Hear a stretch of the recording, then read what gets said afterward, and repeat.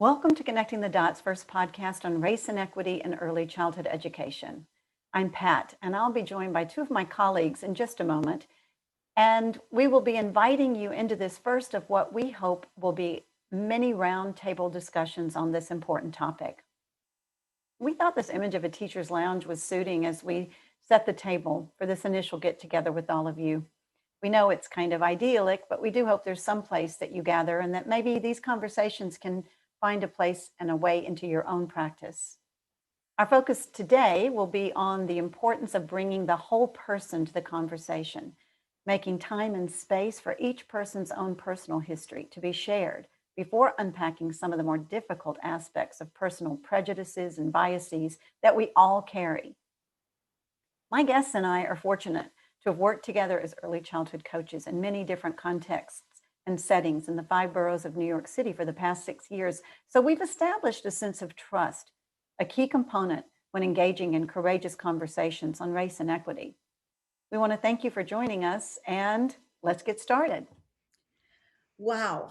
I am so excited to be at this first roundtable conversation with Shannon and Allison. And before we get started, ladies, I just wanted to share with everyone who's listening. First of all, thank you for listening. But secondly, I wanted to share with you that we represent, and yes, I'm going to tell my age. I'll start with me. We represent 3 different decades of women who were in early childhood settings. I was in an early childhood setting as a child, because that's what we're talking about, our backgrounds, in the 60s, early 60s. And Shannon was, no, and Allison was the 70s. Yep.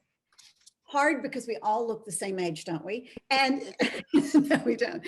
And Shannon was in the 80s. So to us, we were kind of excited about realizing that and the fact that we all come from very different cultural as well as racial backgrounds. And we feel like we represent a lot of the teachers that we've seen in different classroom settings. So all these different generations are working together.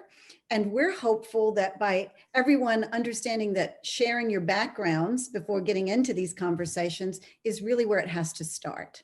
So that being said, Shannon, would you like to share with us about what it was like as a young child, your first educational experiences, and anything else growing up in Flushing? Definitely. Thank you, Right. Pat. So, as Pat said, I was my first schooling experience was in the 80s, probably the mid 80s, 84, I think. And that was in kindergarten. I did not go to pre-K or any kind of uh, childcare before school. I was fortunate enough that my mom was home with us. And I say us because I have a twin sister. And so we began our schooling journeys together. We were in separate classrooms, though. I think that was a big push in schools to separate twins and not put them in the same classroom so that they could develop their own identity and things like that.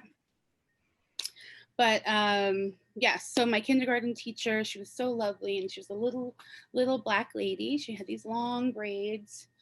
She often wore a skirt and a dress, and so I can sort of picture her right now.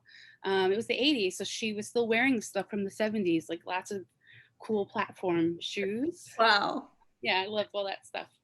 But I would say the teaching force overall, even though my teacher happened to be black, it was the white teaching workforce in that school. It was, I would say it was a traditional school setting.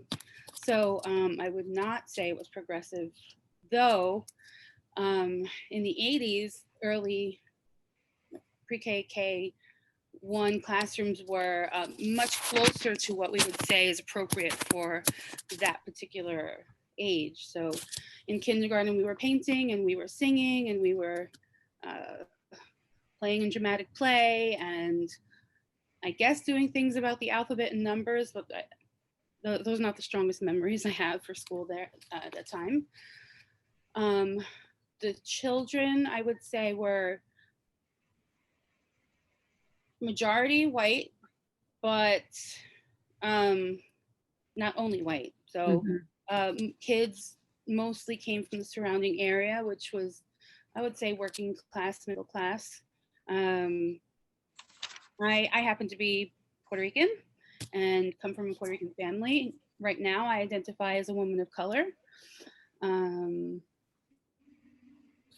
at some point, maybe you'll hear about racially how that can be a complicated thing because I'm not Black and I'm not white.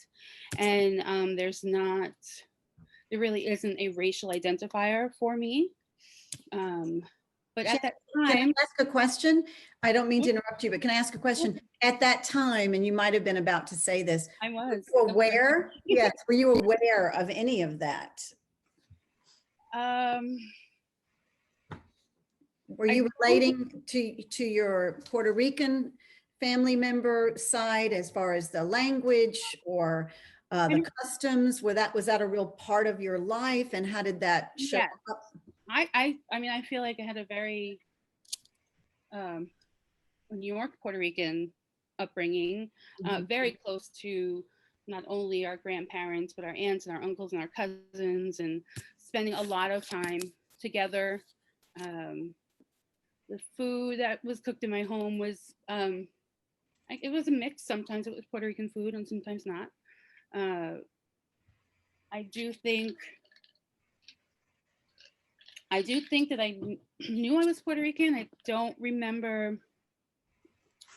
I don't have any like one defining moment where I thought, huh, I'm this color and these people are that color. I don't remember the specific, at least not very young. That came later, a little bit later in my childhood.